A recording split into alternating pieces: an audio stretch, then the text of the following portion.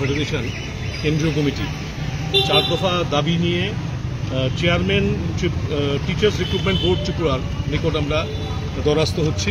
4টি দাবির ভিতরে হচ্ছে আমাদের রাজ্যের যে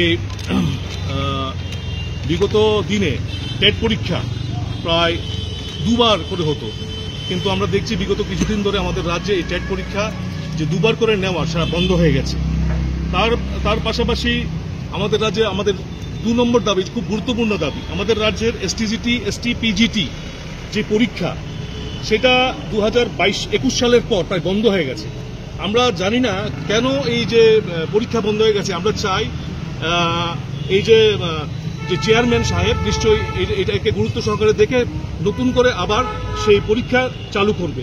টেট এক্সামিনেশন আমাদের রাজ্যে প্রতি বছর হয়, কিন্তু আমরা দেখেছি গত 27শে এপ্রিল আমাদের রাজ্যের যখন টেট পরীক্ষা হয়, উপজাতি অংশের যে যুবক যুবতীরা পরীক্ষা দিয়েছে, তখন আমরা দেখতে পারলাম একটা প্যানিক ক্রিয়েট হয়েছে কি উপজাতি অংশের যুবক যুবতীদের জন্য যে রোমান স্ক্রিপ্ট দেওয়া উচিত, ওইখানে পরীক্ষার জন্য সুবিধা করে দেওয়া উচিত, এখানের যে কর্তৃপক্ষ থেকে কোনো বন্দোবস্তাপনা করেনি। আমরা চাই রোমান স্ক্রিপ্টের বন্দোবস্ত এবং বাংলা স্ক্রিপ্টের বন্দোবস্ত উভয়ই যেমন থাকে আমাদের রাজ্যের যে কোনো পরীক্ষার ক্ষেত্রে। তার পাশাপাশি আমরা টিওআইএফ দাবি করছি আমাদের যে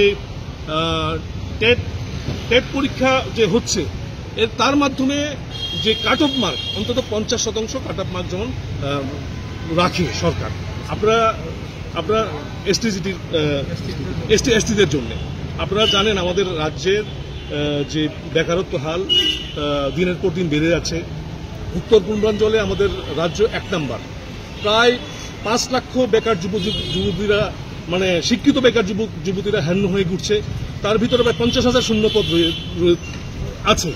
আমরা বিগত দিনে দেখেছি সরকারের তরফ থেকে নানা রকমভাবে নানা ঘোষণা দেয়, কিন্তু চাকরি নিয়োগের ক্ষেত্রে পুরো উল্টো হচ্ছে আমাদের রাজ্যে।